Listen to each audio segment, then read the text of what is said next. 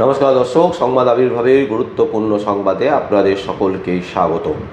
আমরা প্রত্যেক দিনের মতন আজকেও একটি বিশেষ এবং গুরুত্বপূর্ণ সংবাদ আপনাদের সামনে তুলে ধরব। দর্শক, গতকাল আরজিকর মামলার কেস একেবারে সেই ফাইল ওপেন করলেন শুভেন্দু অধিকারী, মাননীয় মুখ্যমন্ত্রী।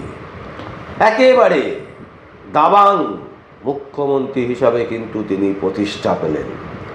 স্পষ্টত তিনি বলে দিলেন তিনজন আইপিএস অফিসারকে তিনি সাসপেন্ড করলেন। কোন কোন আইপিএস অফিসার সাসপেন্ড হলেন? আরজিকর কাণ্ডের বড় সিদ্ধান্ত শুভেন্দুর। বিনীত গোয়েল তিনি সাসপেন্ড হলেন, যিনি প্রাক্তন পুলিশ কমিশনার ছিল কলকাতা পুলিশের।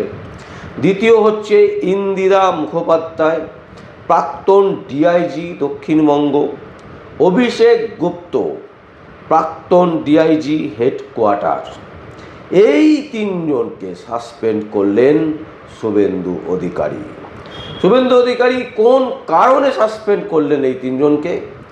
তিনি বলছেন যে মুখ্য সচিব, স্বরাষ্ট্র সচিবের কাছ থেকে রিপোর্ট পেয়েছি, পুলিশ অফিসারেরা তিলোত্তমার মাকে টাকা দিতে চেয়েছিলেন।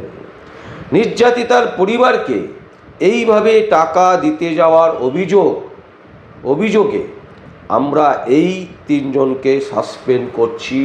একেবারে স্পষ্ট শুভেন্দু অধিকারী জানিয়েছেন যে এই কারণে শুভেন্দু অধিকারী তাদেরকে সাসপেন্ড করলেন। নির্যাতিতার পরিবারকে টাকা দেওয়ার অভিযোগ 1 নম্বর পয়েন্ট।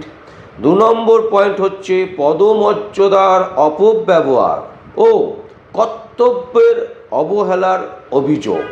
3 নম্বর পয়েন্ট হচ্ছে তদন্তে বিঘ্ন ঘটানো, যে অভিযোগে কড়া পদক্ষেপ নেওয়া হচ্ছে। 4 নম্বর পয়েন্ট হচ্ছে তিলোত্তমার ন্যায় বিচারের লড়াইয়ে আরও এক ধাপ এগোলো সরকার। দর্শক, আমরা বলছি যে তিলোত্তমার মা কিন্তু রীতিমতো দাবি করছেন যে প্রাক্তন মুখ্যমন্ত্রী মমতা ব্যানার্জিকে যদি গ্রেপ্তার করা হয় এবং গ্রেপ্তার করে যদি এই তিনজনকে একসাথে বসিয়ে জিজ্ঞাসাবাদ করা হয়, তাহলে কিন্তু আরজিকর কাণ্ডের অ্যাকচুয়ালি কারণ কি, সেই কারণ কিন্তু উঠে আসবে। কি ঘটনা ঘটেছিল, কোন ঘটনার জন্য ধামাচাপা দেওয়া হচ্ছিল, কি কারণ আছে, পুরো বিষয়টা কিন্তু আরজিকরের পুরো বিষয়টা কিন্তু উঠে আসবে সেখান থেকেই।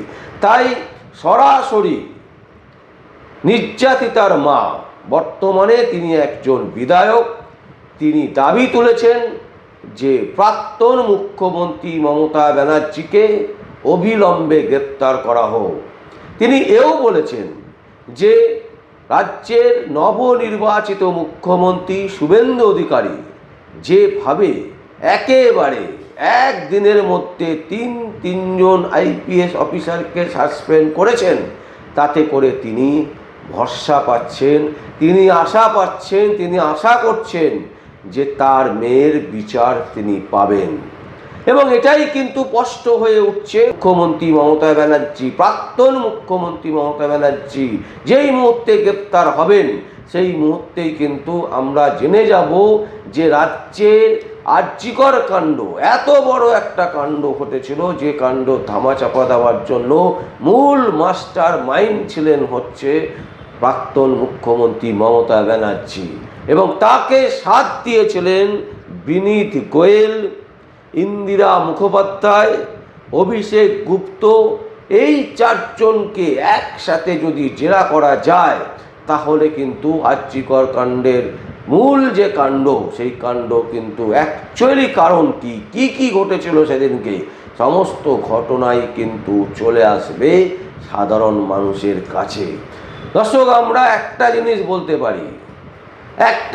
বলতে পারি যে শুভেন্দু অধিকারী পালা বদলের পর মুখ্যমন্ত্রী হয়ে তিনি কিন্তু তার সদিচ্ছা, তিনি যে চাইছেন আরজিকর কাণ্ডের মূল কাণ্ডারীদেরকে ধরতে এবং মূল মাথাদেরকে ধরতে এবং তার সাথে প্রকৃত সত্যটা কি সেটা উদ্ঘাটন করতে, এটা কিন্তু একেবারে স্পষ্ট হয়ে গেছে। জলের মতন স্পষ্ট হয়ে গেছে। বিতর্ক থাকতে পারে, তর্ক থাকতে পারে, নানান বক্তব্য থাকতে পারে, কিন্তু এই বক্তব্য কিন্তু একেবারে স্পষ্ট।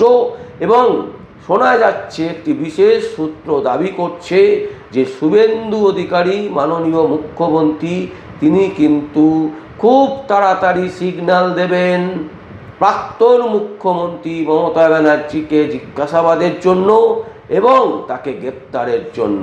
কারণ তিনি কিন্তু সিগন্যাল দেবেন এই কারণেই সব থেকে বড় প্রতিদ্বন্দ্বী ছিলেন মুখ্যমন্ত্রী, প্রাক্তন মুখ্যমন্ত্রীর সাথে বিরোধী দল নেতা শুভেন্দু অধিকারী। শুধু এটাই কারণ নয়, শুভেন্দু অধিকারী চাইছেন রাজ্যের যে কোনো বিষয় যাতে স্পষ্টত স্বচ্ছতা থাকে, নিয়োগ প্রক্রিয়াতে যেমন স্বচ্ছতা থাকবে, ঠিক সেই রকম কোনো রকমের কাটমানি, দুর্নীতি এইসব কিন্তু বরদাস্ত করা হবে না। এটা কিন্তু বারবার শুভেন্দু অধিকারী স্পষ্ট বার্তা দিচ্ছেন। এবং এই বার্তার সাথে জড়িয়ে আছে আমাদের আরজি করের বার্তা।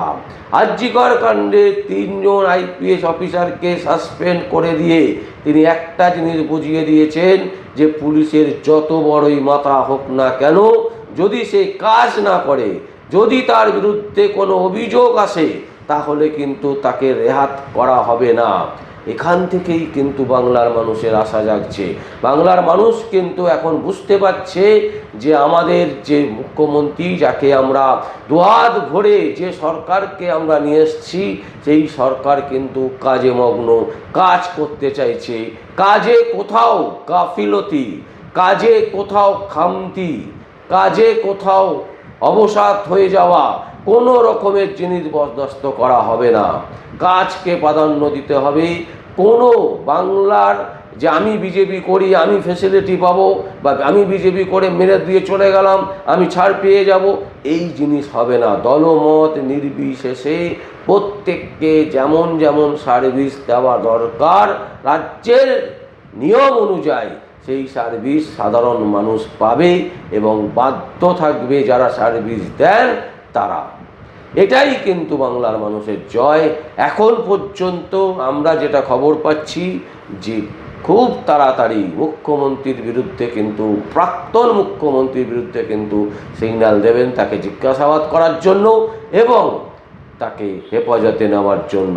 এখন সাধারণ মানুষ কিন্তু দিন গুনছে মমতা ব্যানার্জি কখন জেলে যাবেন।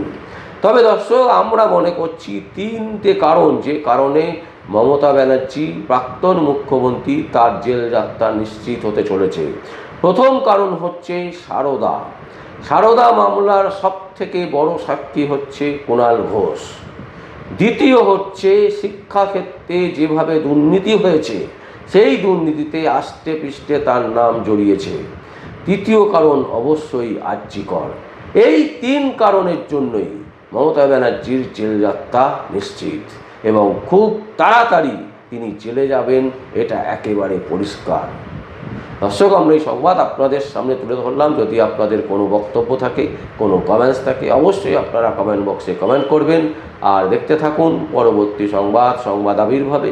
আমার নাম বিশ্বজিৎ পাল, সংবাদ আবির্ভাবের জন্য।